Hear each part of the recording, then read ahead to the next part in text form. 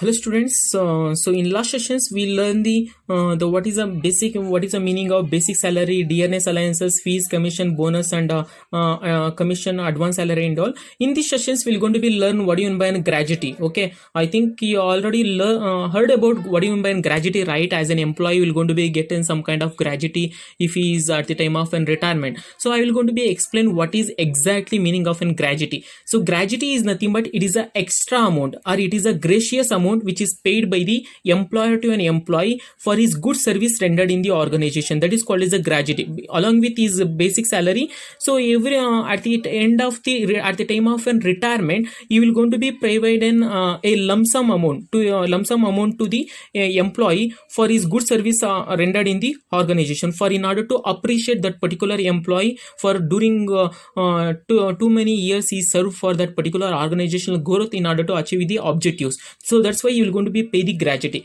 So keep in mind, where normally when this gratuity will going to be applicable to an employee is nothing but if a particular employee, let's take it as an example, Mr. Kumar.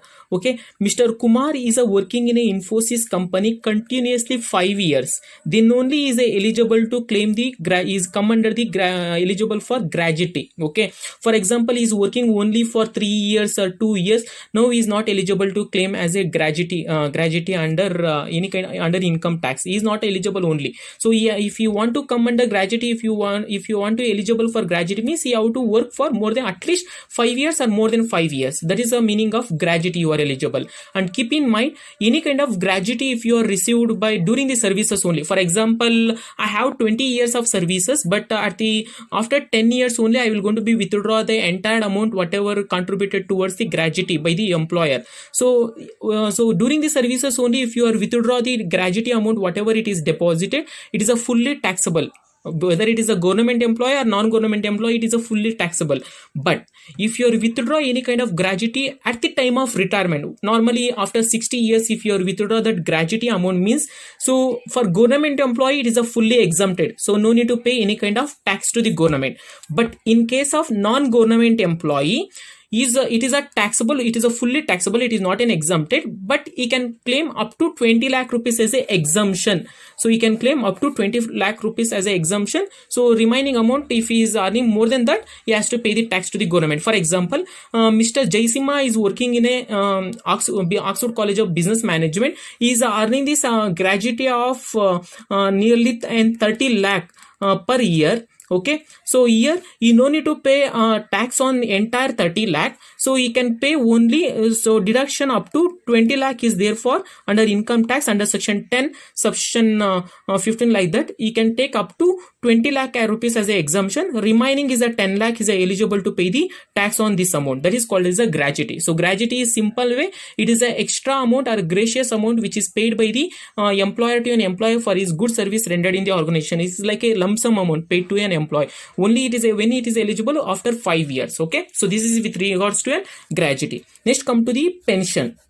I think we already know that our who and all grandfather, grandmothers and all staying in home, the government will going to pay a monthly pension like 1,500 or 2,000. It depends upon the state by the state government and all. So likewise in a company also, the employer will going to be pay the periodical pensions to the employee. That is called as a periodical pension will going to be provided to an employee at the time of an retirement. Okay, after retirement you will going to be pay a monthly pension to him. So under pension also there are two types of pension is there, guys. One is uncommuted pension, and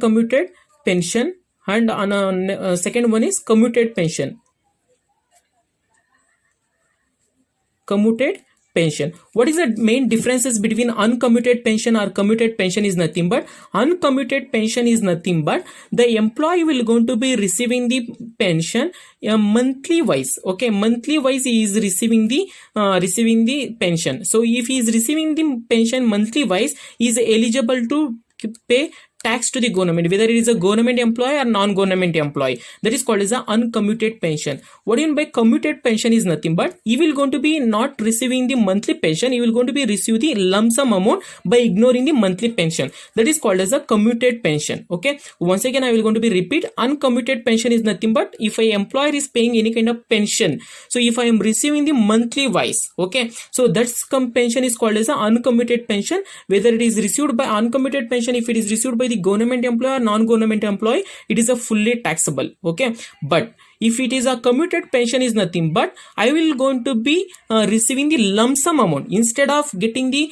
monthly pension. I will going to be receive the lump sum amount. That is called as a commuted pension. Okay, if it is also it will come government employee and non-government employee. Whatever the commuted pension will going to be received by the government employee, it is a fully exempted. You no need to pay any kind of tax to the government. But in case of non-government employee, so here certain circumstances will going to become, guys. Okay, it is not much more important to you guys, it is very important for become students, but BBA students retirement benefits is not there in your syllabus, so that's why I am not going to be solve problems on this and all. Okay, so no need to solve problems on gratuity, pension, PF and all, so because it is out of your syllabus. Okay, but for knowledge point of view I will going to be tell under commuted pension will going to be two concept will going to be come. If it is a commuted pension received by the non-government employee, that means if any kind of pension if it is received, okay, pension if it is received along with gratuity act, okay, along with gratuity, okay, and commission pension if it is received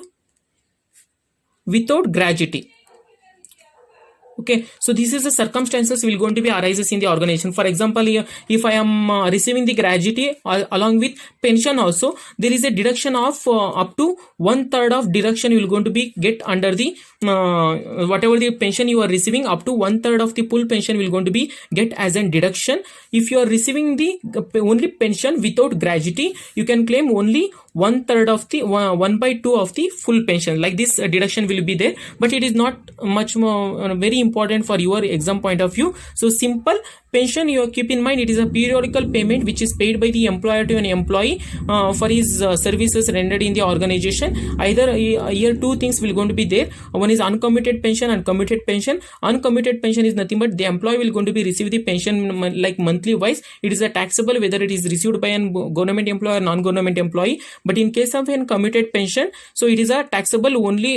It is a taxable only for non-government employee. It is exempted for government employee. If it is a taxable for non-government employee, means he can receive along with gratuity or not with gratuity. If it is received along with gratuity is nothing but he can claim up to deduction of 1/3 of the full pension. If it is not received with gratuity, he can claim deduction up to 1/2 of the full pension. So this is with regards to gratuity as well as pension. Okay, so in next sessions we're going to be see other terminology what and all included under the salary. Okay, hope you understood the problems, understood the concept. If you have any doubt, you can free to ask. Okay, thank you, have a nice day.